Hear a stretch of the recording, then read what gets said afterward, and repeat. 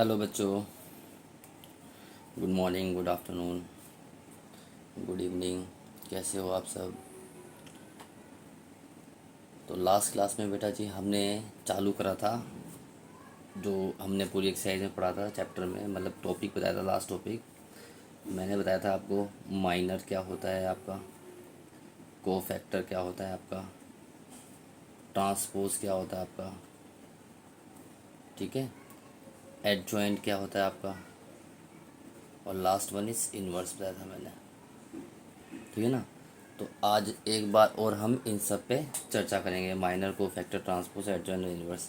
क्योंकि मैंने आपको लास्ट क्लास बताया, अगर आपको ये 5 चीज़ आ गई तो ये चैप्टर फिनिश है ऑलमोस्ट। तो आज एक्सरसाइज करेंगे हम 4.4। तो 4.4 में इसमें लिखा है right the minor cofactor of the elements following determinant. तो मैं 2 क्वेश्चन करवाता हूँ, एक 2:2 का, एक 3:3 का, बाकी सेम क्वेश्चन हो जाएगा। तो क्वेश्चन नंबर 1 करते हैं। 1 का फर्स्ट पार्ट क्या दिया हुआ है आपको, 20-4 3। तो पहले हम करते हैं माइनर। तो माइनर हमने क्या सीखा था, जैसे M11 निकालेंगे, M12, M21 और M22। अब मैंने आपको क्या समझाया था माइनर के अंदर बेटा जी, कि माइनर में क्या करते हैं, एलिमिनेट कर देते हैं फर्स्ट रो फर्स्ट कॉलम, और जितने ही एलिमेंट होंगे डिटरमिनेंट के अंदर या फिर मैट्रिक्स में उतने ही माइनर होते हैं। अभी डिटरमिनेंट दिया हुआ है इसलिए हम डिटरमिनेंट बोलेंगे इसे। अगर ये मैट्रिक्स ही फॉर्म में होता तो हम इसे मैट्रिक्स बोलते। तो जितने ही मैट्रिक्स में एलिमेंट उतने ही माइनर होंगे, या जितने ही डिटरमिनेंट के अंदर एलिमेंट्स पड़े हुए हैं उतने ही माइनर। तो क्या है, M11, M12, M21 और M22 कैसे निकालेंगे, एलिमिनेट कर दो first row and first column को। अगर आप फर्स्ट रो को और फर्स्ट कॉलम को एलिमेंट, फर्स्ट रो को और फर्स्ट कॉलम को एलिमिनेट करो तो आपको क्या नज़र आ रहा है, सिर्फ 3 नज़र आ रहा है। आप 3 लिख लो, क्योंकि अब कुछ बचा नहीं है तो 3 का डिटरमिनेंट 3 रहेगा, छोड़ देंगे, ठीक है। फिर first row second column, M12 मतलब फर्स्ट रो सेकंड कॉलम, तो क्या नज़र आ रहा है आपको, 0, ठीक है। फिर हम सेकंड रो करेंगे, second row with first column, तो क्या नज़र आ रहा है आपको, -4। और फिर सेकंड रो और सेकंड कॉलम, क्या नज़र आ रहा है आपको, 2। ये वैल्यू आ गई आपकी माइनर की। जो भी आपका आंसर आया है ये आपका फाइनल आंसर है। माइनर वन, माइनर हमारे आगे क्या, अगर हम बोलेंगे कि माइनर क्या है इस क्वेश्चन के, तो हम कहेंगे माइनर है 3, -4, 0 और 2। माइनर क्लियर हो गया 2:2 का, ठीक है। नेक्स्ट है इसका कोफैक्टर। तो बेटा जी कोफैक्टर कुछ नहीं होता, माइनर को ही हमने माइनर को M से डिनोट करा, अब हम कोफैक्टर करें तो कोफैक्टर किससे डिनोट करेंगे, C से। तो बस ये C लगा दो यहाँ पर क्वेश्चन में, अलग से क्वेश्चन करना इसी नहीं। C11, C12, 21, 22 सेम प्रॉपर्टी, जितने ही एलिमेंट है उतने ही आपके कोफैक्टर होंगे। कोफैक्टर में ये आंसर फाइनल नहीं होता, फिर क्या होता है, आपको बताया था कोफैक्टर के अंदर आप क्या करोगे, किसी भी I और J, आप I और J का सम करोगे। जिस I J का सम करेंगे अगर वो इवन आ गया तो नो इशू, और अगर वो ओड आ गया तो आप क्या करोगे, साइन को चेंज कर दोगे। साइन को क्या कर दोगे, चेंज। समझ में आ गया, नहीं आ गया, ठीक है। तो अब आपने देखा कि 1 1 आपका 2 आ रहा था, तो 1 और 1 2 इवन है, छोड़ देंगे, यानी कि इस बार 2 फाइनल आंसर था, जो माइनर का था वही 2 इसका भी हो जाएगा। 1 2 की बात करें तो 1 और 2 क्या हो गया, हमारे ओड हो गए। अगर 1 2 हमारे ओड हो गए तो ओड में क्या होता है, साइन चेंज कर देंगे इस 0 का, लेकिन 0 पे साइन चेंज करो ना करो कोई फ़र्क नहीं पड़ता, 0 फाइनल आंसर है। 2 1 ये भी 3 हो गया, तो 3 ओड होता है तो इसके साइन चेंज। अब इसका आंसर आ रहा था -4, -4 था ना ये, तो हम क्या करेंगे, 2 1 3 ओड है, और ओड जब आता है तो हम साइन को चेंज कर देते हैं, तो ये प्लस का, यानी कि +4 इसका फाइनल आंसर है। 2 2 पे कोई इशू नहीं, तो 2 2 ही रहेगा।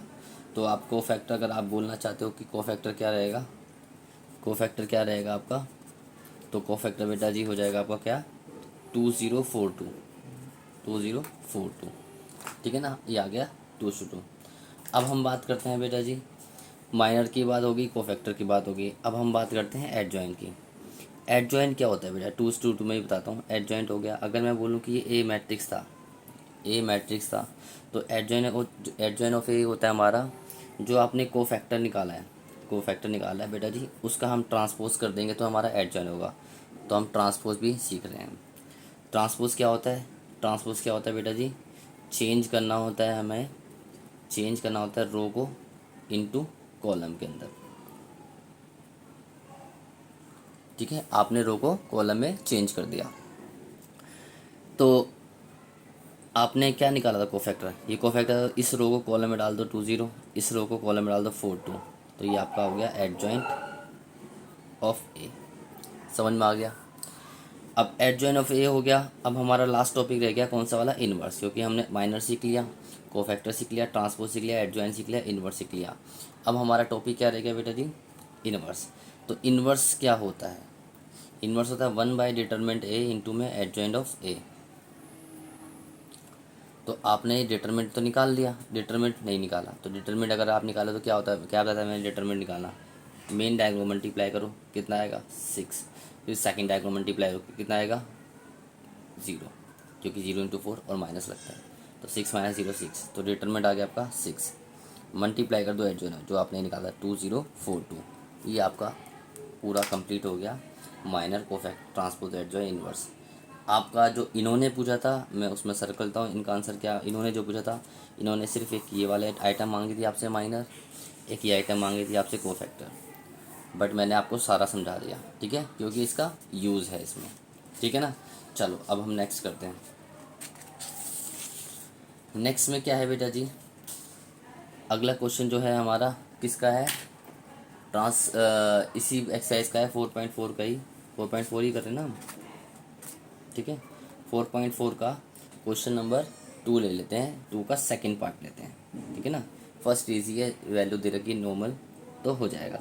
तो सेकंड पार्ट क्या दिया हुआ आपको, 1 3 0 0 5 1 और 4 -1 और 2, ये दिया हुआ है आपको।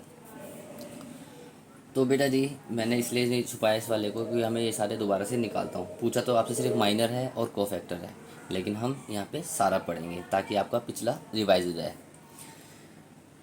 ठीक है, और आपको आगे नए चैप्टर करने के लिए, देखने के लिए प्लीज़ मेरा चैनल को सब्सक्राइब करें। ठीक है, चलो आगे हम पढ़ते हैं। आगे है कि अब हमें माइनर निकालना है। तो मैंने अभी बताया कि माइनर कितने होंगे, जितने एलिमेंट्स है उतने ही आपके क्या होंगे, माइनर होंगे। जितने भाई एलिमेंट है उतने ही आपके माइनर होंगे। तो आपने निकाला क्या, M11 निकाला आपने, आपने निकाला M12, आपने निकाला M13, फिर निकाला M21, M22, M23, फिर निकाला M31, M32 और M33। पहले आपने माइनर की वैल्यूज़ लिख ली।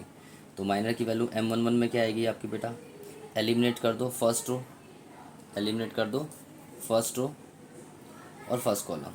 तो क्या नज़र आ रहा है आपको, 4 1 -1 2, सॉरी 5 1 -1 2, और क्योंकि ये डिटरमिनेंट तो डिटरमिनेंट को सॉल्व कर दो, तो 2 5 ज़ा 10 और 1 1 ज़ा 1 प्लस का आ जाएगा, तो आपका 11 फाइनल आंसर आ गया। ठीक है, चलो अब ऐसे ही 1 2 का मतलब क्या होगा, एलिमिनेट कर दो फर्स्ट रो को और सेकंड कॉलम। तो सेकंड कॉलम को हटाओगे तो कितना बचेगा आपका 3 0 1 2, 3 0 -1 2, तो 2 3 6 और ये 0, तो आपका 6 आपका फाइनल आंसर आ जाएगा। 1 3 की बात करो तो फर्स्ट रो और थर्ड कॉलम, तो फर्स्ट रो थर्ड कॉलम क्या बनेगा आपका 3 5 0 1, 3 5 0 1। ठीक है, अब इन्हें सॉल्व करो, कितना आएगा 3 1 जा 3 -0, तो 3 आपका फाइनल आंसर, ये आपका माइनर 1 1 आ गया। ठीक है जी, अब हम निकालते हैं 2 1, 2 1 1 का मतलब क्या होगा, एलिमिनेट कर दो सेकंड रो, सेकंड रो को एलिमिनेट कर दिया आपने। ठीक है, और फर्स्ट कॉलम को एलिमिनेट कर दो, तो क्या नज़र आ रहा है आपको 0 1 4 2। ठीक है, 0 1 4 2, 2 2 का मतलब है सेकंड रो और सेकंड कॉलम को एलिमिनेट कर दो, तो क्या नज़र आ रहा है आपको 1 0 4 2, तो लिख दो आप यहाँ पे 1 0 4 2। सेकंड रो थर्ड कॉलम का मतलब है सेकंड रो और थर्ड कॉलम को एलिमिनेट कर दो, तो 1 0 0 1, 1 0 0 1। बस सॉल्व कर, 2 0 0 -4 1 जा 4, तो माइनस का 4 फाइनल आंसर। 2 1 जा 2 -0, तो आपका 2 इज़ अ फाइनल आंसर। 1 1 जा 1 -0, 1 इज़ अ फाइनल आंसर। समझ में आया नहीं आया। आगे बेटा जी अब हम करेंगे 3 1 का मतलब थर्ड रो और first column, third row first column 0 5 और 4 -1, थर्ड रो सेकंड कॉलम 1 3 और 0 5, और थर्ड रो थर्ड कॉलम तो क्या आ जाएगा आपका 1305। ठीक है जी, इसको आप सॉल्व करो तो ये आएगा -1200 -20, तो माइनस का 20 फाइनल आंसर आ गया आपका। ठीक है जी, इसको सॉल्व करो, 5 वन जा 5 -0, तो 5 आपका फाइनल आंसर आ गया। तो यह 5 -30 0, तो आपका 5 फाइनल आंसर हो गया। तो बेटा जी आपके ये जो वैल्यूज़ निकाली है आपने, यही आपको क्या कहलाएंगे, आपके माइनर कहलाएंगे। क्या कहलाएंगे? माइनर। तो माइनर क्या क्या है आपके, वो लिख लो आप। 11 6 3 -4 2 1 -20 5 और 5, ये आपके माइनर आ गए। ठीक है जी, अब माइनर के बाद हम पढ़ते हैं कोफैक्टर। तो बेटा जी कोफैक्टर क्या होते हैं हमारे, कोफैक्टर क्या होते हैं, हमें कोफैक्टर निकालने हैं। तो जैसे आपने माइनर निकाले हैं वैसे ही आपके कोफैक्टर हो जाएंगे। तो कोफैक्टर क्या होंगे, सिंपल है बेटा, जहाँ m था वहाँ पे अब क्या हो जाएगा, c, ये कोफैक्टर निकल गए आपके, सिंपल। तो आपको दोनों में सिखा रहा हूँ, एक साथ माइनर भी और कोफैक्टर भी। और फिर हम क्या करेंगे, जिन आई जे का सम इवन होगा छोड़ देंगे और ओड में साइन चेंज कर देंगे। तो 1 1 2 छोड़ देंगे, यानी कि फाइनल आंसर है ये। 1 और 2 3 ये फाइनल नहीं है तो माइनस लगा देंगे बस। 1 3 4 होता है तो ये हमारा फाइनल आंसर है। 2 1 3 ओड है तो साइन चेंज कर दो, माइनस का ये प्लस का 4 हो जाएगा, ये अब आपका फाइनल आंसर हो जाएगा। ठीक है, अगला C2 second row second column में 2 और 2 4 हो गया, तो ये आपका फाइनल आंसर है क्योंकि इवन है। 2 3 ओड है तो माइनस लगा देंगे। ठीक है जी, अब फाइनल हो गया। यहाँ पे 3 1 फाइनल है, 3 2 माइनस लगा दो, 3 3 फाइनल है। तो बस यही वैल्यू आपकी क्या कहलाएगी, कोफैक्टर। तो बहुत ईजी है, -6 3 और 4 2 -1 -20 और -5 और 5, ये आपका कोफैक्टर हो गया। ठीक है बेटा जी, फिर हम सीखते हैं एडजॉइंट। और एडजॉइंट अभी मैंने पीछे क्या सिखाया था आपको, एडजॉइंट क्या होता है बेटा, एडजॉइंट होता है जो आपने कोफैक्टर निकाला उसका ट्रांसपोज कर दो। ट्रांसपोज करो जी, यानी कि ये रो जो थी वो इस कॉलम में आ जाएगी, ये वाली रो थी वो इस कॉलम में आ जाएगी, और जो ये रो थी वो इस कॉलम में आपकी आ जाएगी। ठीक है बच्चे, तो आपका ये एडजॉइंट निकाल लिया। अब रह गया क्या, इन्वर्स। ठीक है ना, तो इन्वर्स क्या होता है आपका, इन्वर्स का फॉर्मूला था 1/डिटरमिनेंट a इंटू में एडजॉइंट ऑफ a। ठीक है ना, मैं ये सब क्यों बता रहा हूँ, क्योंकि बेटा 4.5 आपकी ऑलमोस्ट फिनिश्ड है, आज ही हम करेंगे 4.5 को भी। ठीक है ना, तो कितना बच्चा हमारा 4.5, वो बात की बात है, अभी करते हैं डिटरमिनेंट निकालो इसका कितना आएगा। तो 1 को मल्टीप्लाई करेंगे इससे तो 11 आ जाएगा। ठीक है, -0 छोड़ दो, 0 ही आएगा, और +4 इंटू में हो जाएगा कितना, 3, तो हो गया 11 प्लस में 12, तो 1/23। और एडजॉइंट आपने ऊपर निकाल रखा है 11 -6 3 4 2 और -1 -20 -5 और 5। ठीक है, ये हमारा आंसर आ गया। समझ में आया नहीं आया? ठीक है, अब आगे हम पढ़ते हैं क्वेश्चन नंबर 3 की बात करेंगे। 3 में क्या है क्वेश्चन बेटा, क्वेश्चन नंबर 3 में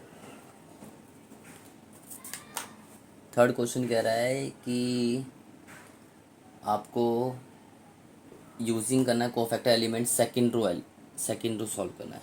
ठीक है ना, आपको जैसे आपको डिटरमिनेंट दिया हुआ है 5 2 1 3 0 2 8 1 3, ये डिटरमिनेंट दिया हुआ है।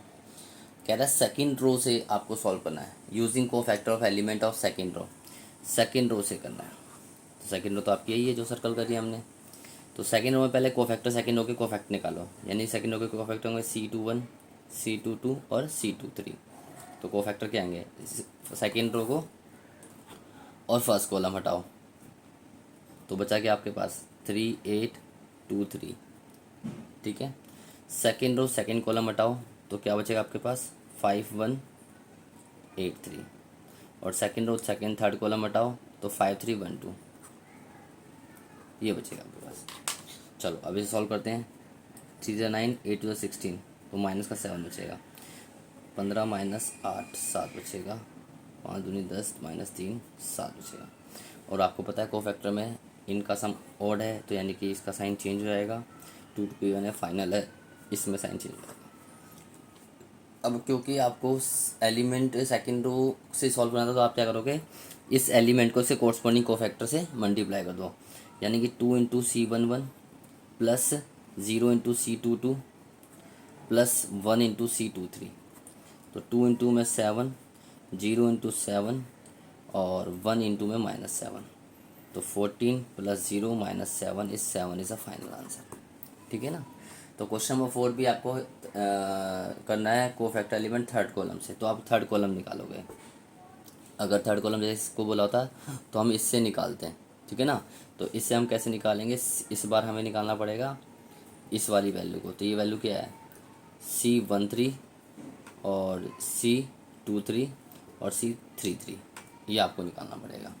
और फिर इस एलिमेंट को फैक्टर को इससे कोरस्पॉन्डिंग एलिमेंट से मल्टीप्लाई करेंगे, यानी कि 8 से, 1 से और 3 से। तो वहाँ पे आपको YZ ZX और XY की फॉर्म में रखा है, तो आप उससे निकाल लेना। समझ में आ गया बच्चे। चलो अब हम नेक्स्ट पढ़ते हैं। नेक्स्ट है हमारा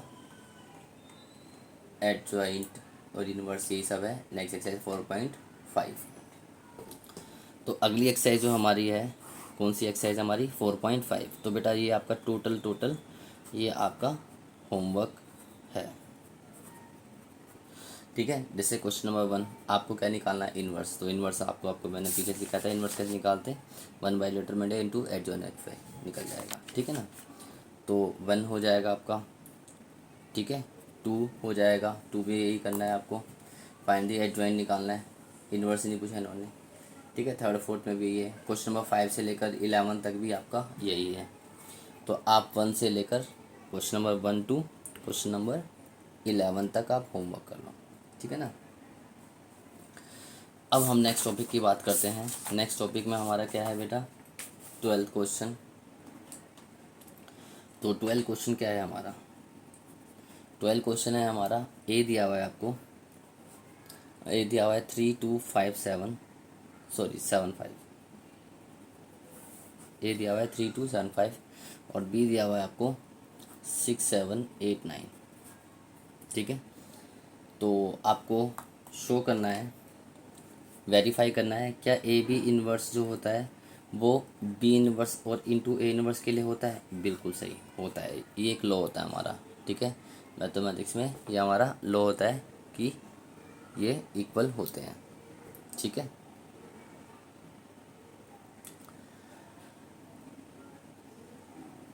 अब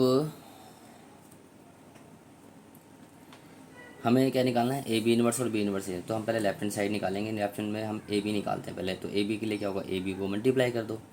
तो क्या करोगे, 3275 को मल्टीप्लाई कर देंगे 6789 के साथ। करो, 3 6 ज़ा 18, 7 7 ज़ा 49, 3 8 ज़ा 24, 7 9 7 9 ज़ा 63,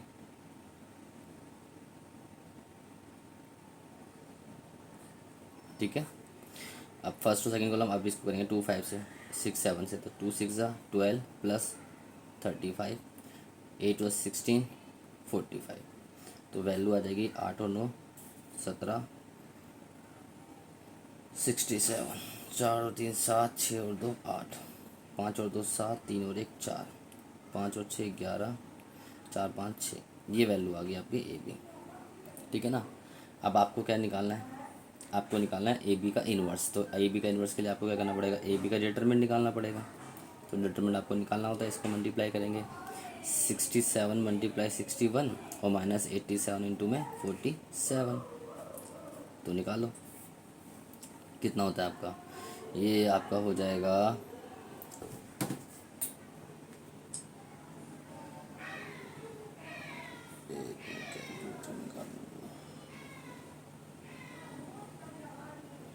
67 मल्टीप्लाई विथ 61।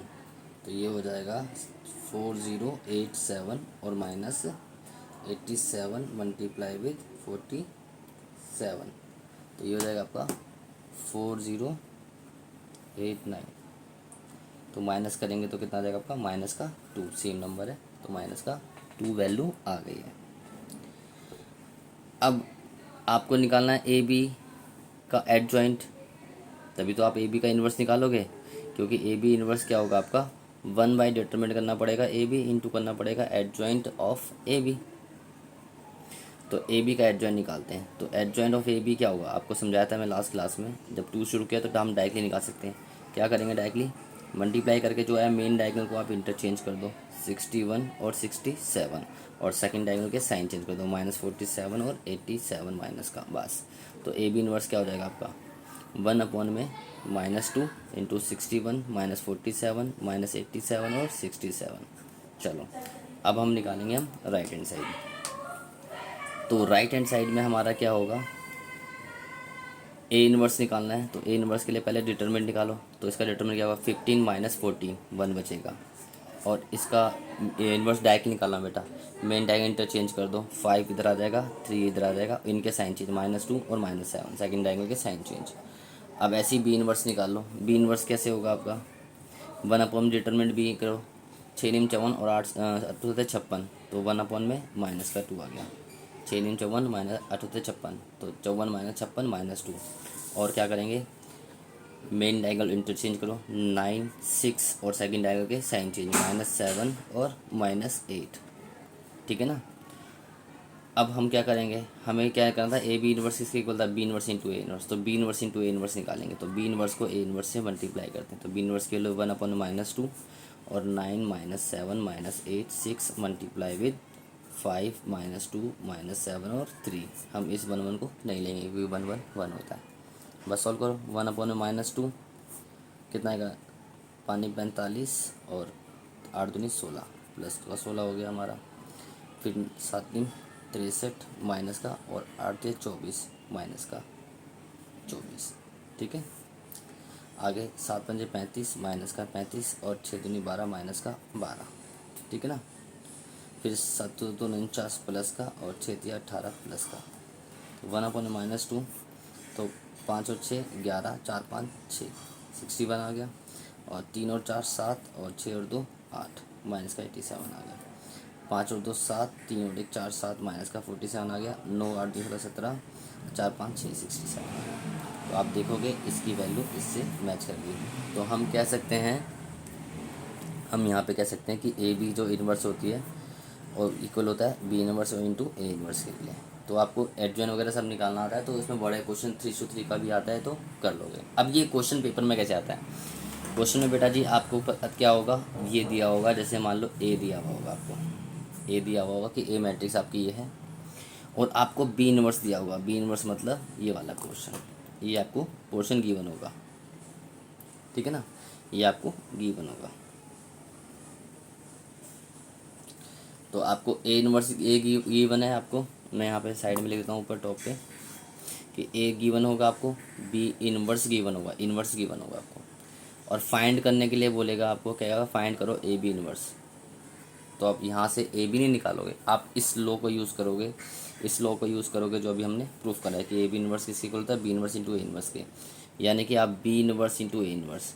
तो बी इन्वर्स तो आपको गिवन ही है, आप ए इन्वर्स निकालोगे यहाँ से, ए से, ये रहा, इस तरीके से निकालोगे ए इन्वर्स, सीधा डायरेक्टली निकाल रखा है हमने और सिखा भी रखा है मैंने, और उसको मल्टीप्लाई करना, आपका फाइनली ए बी इन्वर्स आ जाएगा। समझ में आ गया। चलो नेक्स्ट पे बढ़ते हैं हम। अगला टॉपिक है हमारा क्वेश्चन नंबर 13 का, कि क्वेश्चन नंबर 13 में आपको दिया हुआ है ए, ठीक है, 3 - 1 और 1 2, और आपको शो करना है, शो दैट करना है कि a² - 5 है और +7i जो होगा वो 0, और आपको उसके बाद निकालना है, हैंस फाइंड ए इन्वर्स। तो मैं डायरेक्टली ये चीज़ आपको सिखाता हूँ, क्योंकि आपने 3rd चैप्टर में मैंने आपको सिखा रखी है, 3 पॉइंट किस में आई थी, 3.3 के अंदर आपकी ये चीज़ आ चुकी है, और आपने ये कर रखा है कि a² 5 है 7i क्या होता है, तो आपने ये कर रखी है, इसलिए मैं नहीं सिखा रहा, ये आप मेरी पुरानी वीडियो आप देखना। अब क्या है कि ए इनवर्स निकालना है इक्वेशन से, ये है महारत इसमें। कैसे करेंगे, तो ए स्क्वायर दिया हुआ है -5 है और +7i दिया हुआ है, तो आपको ए इनवर्स निकालना है, तो आप पूरी इक्वेशन को ए इनवर्स से मल्टीप्लाई कर देंगे। On multiply by A inverse both side, दोनों तरफ हमने इनवर्स से मल्टीप्लाई कर दिया। करो इनवर्स से मल्टीप्लाई, तो इनवर्स से मल्टीप्लाई करोगे तो आपका क्या आ जाएगा, A inverse into A square, minus का 5 है और +7i equal to 0 into A inverse. ठीक है ना। तो इसमें कुछ प्रॉपर्टी है, प्रॉपर्टी क्या है पहले ये बताता हूँ। A inverse into A square -5 A inverse into A +7 A inverse into I equal to A inverse into 0 0। तो प्रॉपर्टी तो ये वाली है कि ए इनवर्स को जब हम आई से मल्टीप्लाई करेंगे तो आपका क्या आ जाएगा, ए इनवर्स आ जाएगा। ए इनवर्स को ए से मल्टीप्लाई करेंगे तो आपका क्या आ जाएगा, ए आ जाएगा। ठीक है ना। तो ये आप दो प्रॉपर्टी इसके अंदर यूज़ करेंगे। तो यहाँ पे तो एक कट जाएगा तो बचेगा सिर्फ ए, माइनस ये दोनों क्या बन जाएंगे, ए इनवर्स इंटू ए आई होता है, सॉरी ये आपका आई बन जाएगा, +7 ये क्या हो गया हमारा, ए इनवर्स हो गया 0। तो आपको यही निकालना था। आप इसमें ये वाला मेथड अगर आपने लगा दिया नंबर नहीं मिलेंगे। ठीक है, ये वाले नंबर नहीं मिलेंगे, आपको इक्वेशन से निकालना है। हैंस फाइंड, ये प्रूफ करने के बाद ये निकालना है। तो ए इनवर्स आ गया, तो 7 ए इनवर्स की वैल्यू क्या आएगी, ये 5 इधर के प्लस का हो जाएगा और ए वाला इधर के माइनस का हो जाएगा। बस अब वैल्यू को 5 आई कितना है 1001 और ए कितना आपका 3 1 -1 और 2, बस इसको सॉल्व करो। तो 5 1 जा 5 5 -3 2 0 0 -1 -1 5 0 0 -1 +1 5 -2 3, ये वैल्यू आ गई आपकी 7 ए इनवर्स। तो ए इनवर्स की वैल्यू क्या आ जाएगी, ए इनवर्स इक्वल टू ये 7 इसके नीचे जाएगा 1/7 इंटू 2 1 -1 3। तो आपको इक्वेशन से ऐसे निकालनी है। ठीक है ना। तो ऐसे ही आपका 14 क्वेश्चन हो जाएगा, 15 क्वेश्चन भी ऐसे ही आपका हो जाएगा, सेम 16। तो होमवर्क में आप ये सारे तीनों क्वेश्चन कर सकते हो। एक 17 18 क्वेश्चन और देख लो। ठीक है, 17 18 यहीं पे हो जाएगा, यहाँ पर देखते हैं हम। क्वेश्चन नंबर 17 के लिए आपकी प्रॉपर्टी है, उसको आपको याद करना पड़ेगा। क्या, कि जो एडजॉइंट ऑफ ए होता है वो इक्वल होता है एडजॉइंट ऑफ ए का डिटर्मिनेंट। ठीक है ना, वो इक्वल होता है बेटा जी डिटर्मिनेंट ए की पावर n-1। n होता है आपका ऑर्डर, ये क्या होता है आपका,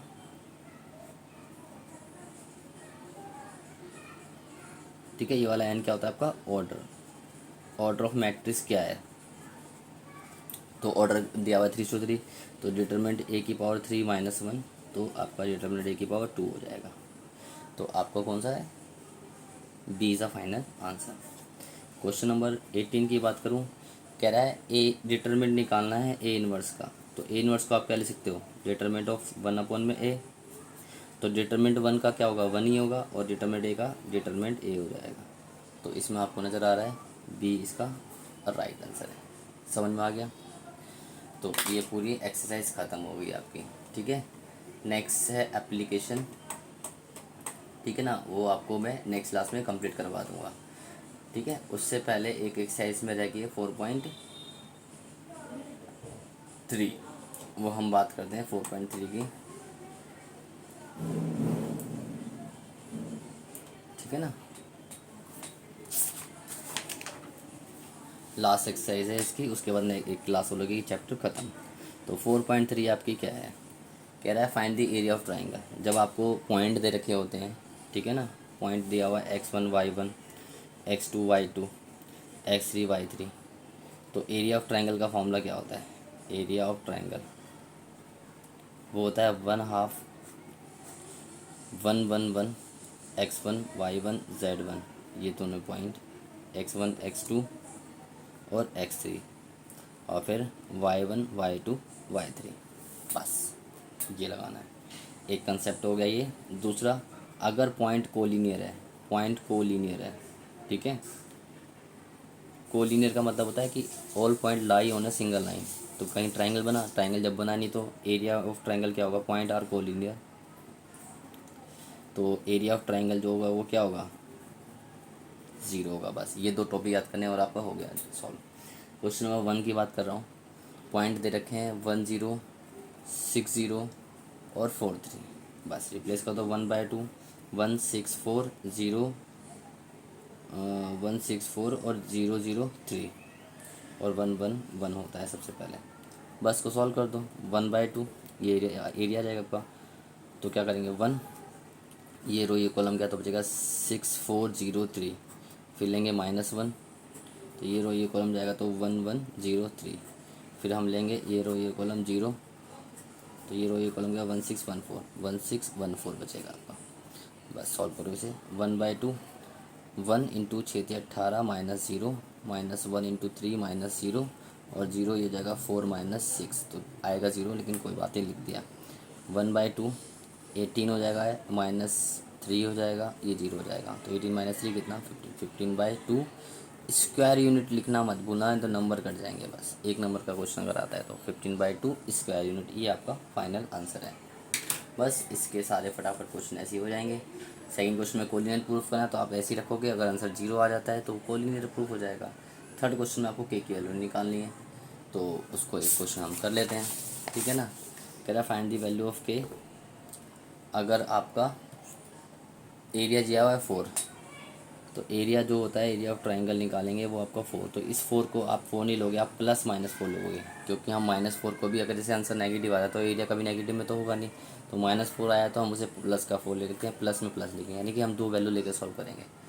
तो वैल्यू क्या होती है 4 इक्वल टू क्या हो जाएगा 111 K40, और क्या है एलिमेंट हमारे K40 का 002 पॉइंट लिख देता हूँ मैं, पॉइंट दे रखे हैं K0 40 और 02, तो मैंने लिया x1 x2 और x3, फिर y1 y2 y3, फिर 1 1 तो होता है 1/2 आगे लगा दो। बस सॉल्व कर दो 4 × 8 और 1 सॉल्व करेंगे, ये रो ये कॉलम गया 4 × 8 डायरेक्ट लिख रहा हूँ, 0 छोड़ देते हैं, -k लिखेंगे, ये रो ये कॉलम तो 2 1 2 -0 तो 2 बचेगा, 0 तो छोड़ दो 0 ही आएगा, और बाहर 1/2 था, सॉरी 1/2 तो मल्टीप्लाई करेंगे 8 इक्वल टू कितना 8 - 2k, 2 की तरह का प्लस का हो जाएगा, 8 - 0 हो जाएगा, k की वैल्यू 0 आ गई, ठीक है। फिर हम इसको ही क्वेश्चन को माइनस लगा के सोल्व करेंगे। बस एक तो ये आंसर आया, तो माइनस जब लगाएंगे तो -4, तो ये -8 हो जाएगा, ये -8 हो जाएगा, तो ये जाके -16 इक्वल टू -2k हो जाएगा, माइनस से माइनस कर जाएगा 8 इक्वल टू k, ये आपका आंसर, एक ही आंसर और एक ही आंसर आपका आएगा, ख़त्म। तो आपका मैंने आपको 4.1 करवा दी अच्छे से, 4.2 आपकी नहीं आएगी, 4.3 करवा दी, 4.4 हो गई, 4.5 हो गई, ठीक है। तो मैंने आपको पहले कहा था अगर आप एडजॉइन वगैरह सीख जाओगे, क्या क्या minor, cofactor, adjoin, transpose, inverse, अगर आप ये सीख जाओगे तो आपका ये अपने आप हो जाएगा, पूरा चैप्टर हो गया। अब लास्ट है क्या 4.6, वो भी मेरे बेटा जी अगर आपको ये चीज़ आती है तो ये भी एक क्लास में 2 क्वेश्चन में सॉल्व करवा दूँगा, ठीक है। Bye bye, thank you so much, and मेरा चैनल सब्सक्राइब करें ताकि आपको आने वाली नेक्स्ट वीडियो जल्द से मिल सके। Bye, thank you.